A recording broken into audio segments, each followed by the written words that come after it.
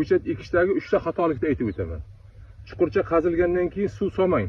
Ikkinchi xatolik. Buni ko'chatni yosh ko'chatni tagiga gung solmang, gung. Gung oqqurt chaqiradi. Uchinchi xatolik, ko'chatni ekib bo'lgandan keyin takini oyoq bilan bosmang. Ko'rsataman, mana ki qarang.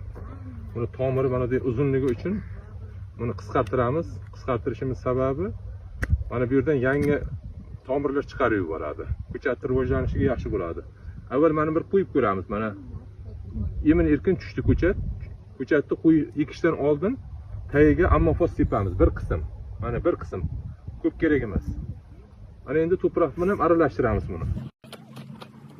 Aralashtirgandan keyin ko'chatni qo'yamiz.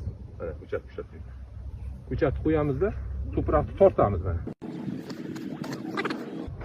Mana bo'ldi. Ana endi bunga suv solamiz. Buni tagini bosmaymiz. Daraxtni tagini bosmaymiz ko'chat ekkandan keyin. Agar daraxtni tagini bosaydigan bo'lsak, ana bu sancha bo'lib qoladi. Ham qotib qoladi, suv tomirga yaxshi olib bormaydi. Ana bu suvni quyganimizdan keyin mana qarang. Mana shunday loy qilib tomirga yopishtiradi uni. Mana bo'ldi. Ana bu tomirga yopishtirgandan keyin kavakib qolgan joylarini yana to'proq tortib qo'yamiz. Mana to'proq.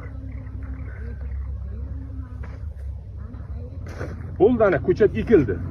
Ana buni tagini bosish mumkin emas, mutlaqo mumkin emas. Har qanday ko'chatni tagini bosish mumkin emas. Agar bosadigan bo'lsangiz, bu daraxt sancha bo'lib qoladi, tagi daraxt rivojlanmaydi, o'smaydi. Kerak bo'lsa yozga borib qurib qolishi ham mumkin. Ana shu uchun tagiga ammofos sepib, mana shunday qilib ekasizda yerdan 70 sm qoldirib kesib tashlaysiz. Bu havo tegmaydigan joylarga, agar adirliklarga ekadigan bo'lsangiz, buni 30 sm qoldirib kesasiz. Sababi takdan shonalasa, adirlikda mevalar to'kib tashlamaydi. Olma bo'ladimi, nok bo'ladimi?